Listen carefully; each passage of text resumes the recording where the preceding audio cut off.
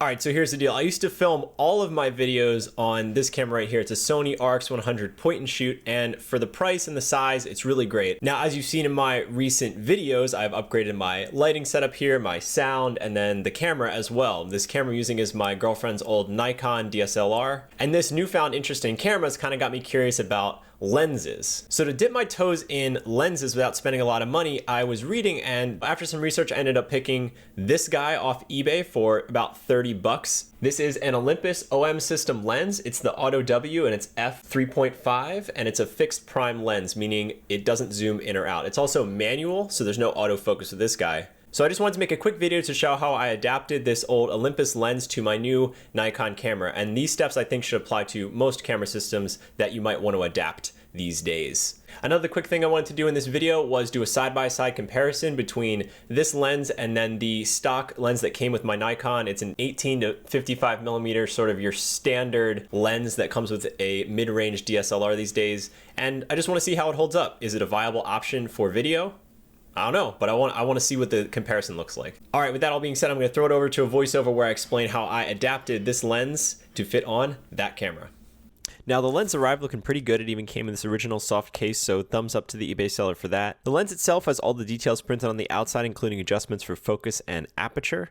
The issue here is obviously that this lens is adapted to fit an Olympus camera, not my Nikon, so I'm going to need to switch out that adapter plate. Now, this process is going to be very similar if you have a Canon camera or other camera, as long as you grab the correct replacement mount, and I'll leave links for popular options in the description below. First things first, we're going to pop that old adapter off the lens, and this can be done by simply removing the 3 screws with the standard screwdriver, then gently separating that stock adapter plate from the lens body. And the Nikon adapter plate itself is pretty good quality. It came well packaged and even came with some extra screws, although we're not going to be using them for this application. The process for installing that new adapter plate is simple enough. All I have to do is match up the screw holes and use that same screwdriver to screw in the 3 screws, and there we go. I would love to say that is the end of the process, but unfortunately it wasn't. The countersink holes in the new adapter didn't quite accept those old screws, meaning the screw head stuck up ever so slightly above the lens plate.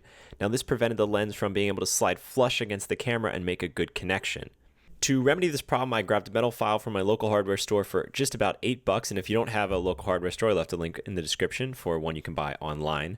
Now, the screws themselves are really tiny, so to hold them I just used pliers and I wrapped the screw in a paper towel to avoid crushing those threads. Once I had the screw secured, I just tried to make level passes across the screw head with the file until I felt like I filed enough down that the screw would lay flush with the plate surface. The process for this ended up being filing, testing the fit, filing, testing the fit multiple times until I got a good fit. After repeating this process for all 3 screws, it's time to switch my overhead shot to my point and shoot and test the fit. And it fits. It's a bit tight, but it does click solidly into place and looks pretty good. The lens itself is fairly stout and heavy for its size, a testimony no doubt to the old all-metal craftsmanship of Olympus in the 1970s. Now, before we go on testing this lens, I want to mention one more thing. Remember that aperture ring on the lens? With the stock Olympus adapter plate, that aperture lever inside the lens was held in tension, which allowed the ring on the lens to control the diaphragm. However, with the new Nikon plate, that ring no longer works. You can see that if I remove the plate and manually put tension on the aperture lever, I can now operate it with the steps of the outer ring. So if I wanted to make that outer ring functional in this conversion, I'd need either a small rubber band or spring to hold that lever in the fully closed tension position. Now, the spring I got was too big and I didn't really care about having the aperture functional. I was just planning on leaving it all the way open. But if you want to do this for your conversion, I left a link in the description to some great instructions for how to do this particular part of the conversion. Anyways, now that we have our new lenses, let's put them to the test. All right, we're back. So now this lens will fit on that camera. So let's quickly replace it and we'll see what it looks like. All right, so now you're seeing everything through the new Olympus lens. Obviously, it appears that we're closer to the lens because it is a 28mm instead of an 18mm lens. But let's cut to some comparison videos so we can sort of dive in and dissect the differences. Okay, so we have a fairly standard shot set up here. We have a main key light off frame to the left and then a simple reflector on the right. One thing I will mention is that in all of these comparison shots, the camera settings are the same, and I'll throw them up on the screen now. Right now, this is the stock Nikon lens, and here is the Olympus lens. Now, if we switch them kind of back and forth between the two, it's kind of hard from a sharpness perspective to tell the difference. Now, one thing that does jump out immediately is that the Olympus lens is brighter, and that's thanks to the decreased f-stop at 28 millimeter. The Olympus can go down to an f3.5 while the stock Nikon is stuck at a f4.8 at 28 millimeter. This means that the Olympus is going to bring in more light and thus look brighter. The other thing that jumps out to me immediately is the Olympus is slightly orange tinted. That could be due to the quality of the glass or something like that. Now, sharpness to my eye is really a toss-up. If you put them side by side, you can see that it really is. It's really hard to tell. One thing that you will notice is that if I zoom in on the background here, the Olympus is just a little bit blurrier, and that's again thanks to that decreased aperture at 28 millimeter. Gonna get that shallower depth of field and thus a blurrier background. One more comparison we can do with this footage is if we run it backwards, you'll notice that my girlfriend looks very funny eating these knockoff Takis from Trader Joe's.